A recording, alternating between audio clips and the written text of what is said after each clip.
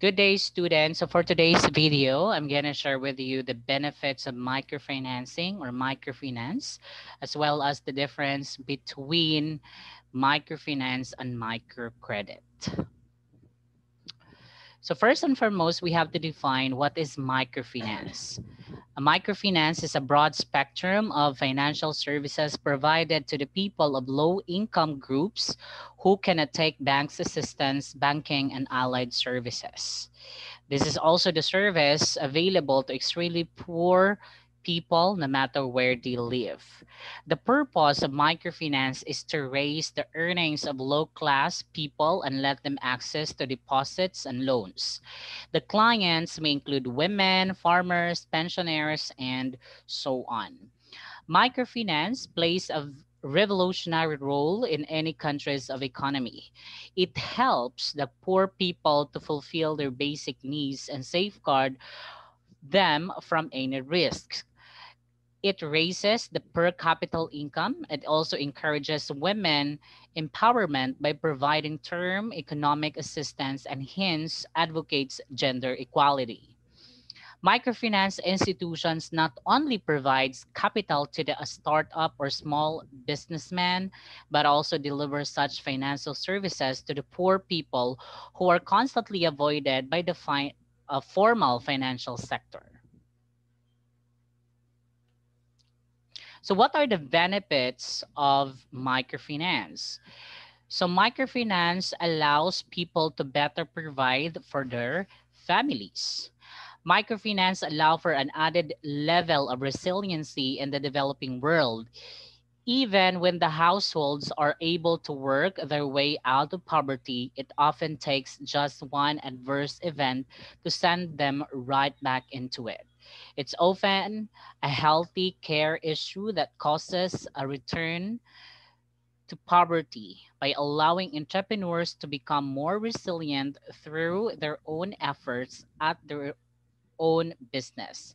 It also gives them the opportunity to make it through times of economic difficulty. The second benefits it creates the possibility of future investments. Now, microfinance disrupts the cycle of poverty by making more money available. When basic needs are met, families can then invest in better housing, healthcare, and even eventually small business opportunities. The third one, it serves those who are often overlooked on society. Now, in many developing nations, the primary recipient of microloans tends to be women. Up to 95% of some loan products are extended by microfinance institutions are given to women, those with disabilities, those who are unemployed, and even those who are simply begged to meet their basic needs are also recipient of microfinance products that can help them take control of their own lives. For one, it gives people access to credits. What does that mean? So most banks will not extend loans to someone without credit or collateral because of the risk involved in doing so. Yet, those in poverty do not have any credit or collateral. By extending microfinance opportunities, people have access to small amounts of credit, which can then stop the poverty at a rapid pace. Next, we had it can create jobs. Of course, microfinance is also able to let entrepreneurs in impoverished communities and developing countries create new employment opportunities for others. So it also encourages people to save. Now, when people have their basic needs met, the natural inclination is for them to save the leftover earnings for a future emergency. The seventh one, it leads to better loan repayment rates. Microfinance tends to target women borrowers who are statistically less likely to default on their loans than men. So these loans help empower women and they are able to save for investment for those loaning the funds. Eight, It extended or extending education and health. Families receiving microfinancing are less likely to pull their children out of school for economic reason and more likely to have resources to pay for school fees or health services. The ninth benefits of microfinance is it promotes sustainability. Even a small working capital loan of like, for example, $100 or equivalent to Philippine peso, that's around 5,000 pesos, can be enough to launch a small business in the developing countries that could help the individuals pull themselves and their family out of poverty. These small businesses can help create new employment opportunities, which has a beneficial impact on the local economy. And the last benefits of microfinance that I'm going to share with you is it reduces stress. Of course, there is a valid argument to be made that some microloans go to cover household expenses instead of business needs. Some are using these loans to pay bills or purchase food. It's true. Yet, without these products available, there wouldn't be an ability to pay bills or purchase food. So even though it may not always be used for business purposes, it still serves as a purpose by reducing stress. Stress cannot be underestimated when it comes to poverty. Even in the developing world, the stresses of poverty can be overwhelming. It causes people to seek out coping mechanisms that are not always healthy. And in some cases, it may even cause families to break apart.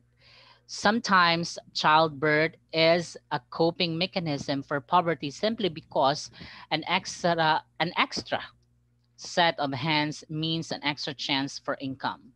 By reducing these markers, households can focus on the job at hand to provide for themselves, even if that means net income levels for that family may not rise in the next future. So these are the benefits of microfinance that would really benefit not only to those who are unemployed, but of course those who are small businessmen. Now let's go to defining the difference between microfinance and microcredit. Generally, a business firm, company, or individuals who need money get through loans any many other ways from the financial institutions like banks or a private company. There are some people who don't get a loan or any type of credit from the market because they are not in a position to fulfill the criteria to get a finance. These people don't have property also, so that by putting it as a collateral, they will get a finance. And when they want to take finance from the market, a lender will charge a higher rate of interest. This will lead to the concept of microfinance, which was specifically designed for the indigent people.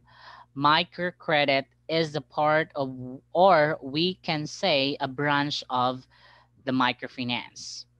Now, microfinance refers to the number of financial services provided to the small entrepreneurs and enterprises who cannot take shelter of banks for banking and other services. Microcredit is a small loan facility provided to the people with less earning to motivate them to become self-employed. Now, let's take a look at more about the microfinance and how it works. So the microfinance concept came into existence in the 15th century but was put into practice in late 1970 by the Grameen Bank of Bangladesh. And then it was adopted by the developed as well as developing countries. Microfinance is the process of extending financial services to those people who have low income, and it becomes hard for them to get finance from the banks and other private money lenders. Microfinance also is a broad concept to provide financial service to those who are getting finance from a bank. It means these services available only to the poor people. Okay? So it is also a revolutionary concept is in an economy, and it helps to meet the basic financial needs of the poor people and save them from all kind of risks. Microfinance also increases the per national capital income and tries to bring equality in the economy. Microfinance offers loans, savings, insurance, and much more to the underprivileged. It is an economic as well as social tool by which a needy people get finance to meet their need. Now, when we say microcredit, it is an aspect of microfinance which is specifically meant to provide credit to the poor customers. The main purpose of it is to use this finance for those who want to come out of the poverty and be self-sufficient and the earning ability is very low. A microcredit is given to those who are unemployed, do not have property, and do not have a sound credit history. A microcredit will increase the income level of the poor people along with living standard. These poor people will also get a loan without putting anything as a collateral security. So that's a good thing of microcredit. Now, although these things are really important to know more about the difference between microfinance and microcredit. Now, when we say microcredit, this is actually when it comes to its component, it is actually a whole concept. But microcredit is an aspect, or we can say a component of the microfinance. So microcredit is an extended service of the microfinance that was offered to the customers. Now, what are the services offered?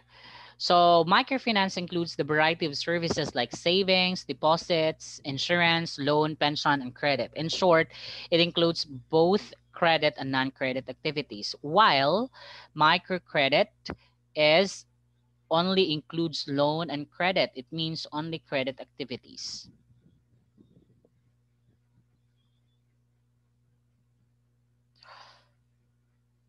Now, till the time, so basically, um the microcredit and microfinance both are important factors for the development of an economy, as there is a high percentage of the population who live in a poor condition. So these concepts helps to improve the conditions of these people. Till the time when there are no such facilities like microcredit, microfinances available to the needy people, they fulfill their financial requirement by taking credit from the money lenders who charge very high interest rates from the poor people because they are not eligible to take shelter of banks, as they do not own any property to provide as collateral. The emergency the emergence of microfinance has a very positive impact on the beginners who wants to start their business but cannot have access to the banking services. So these are the difference between the microfinance and microcredit. So thank you so much for listening and have a wonderful day. Bye bye.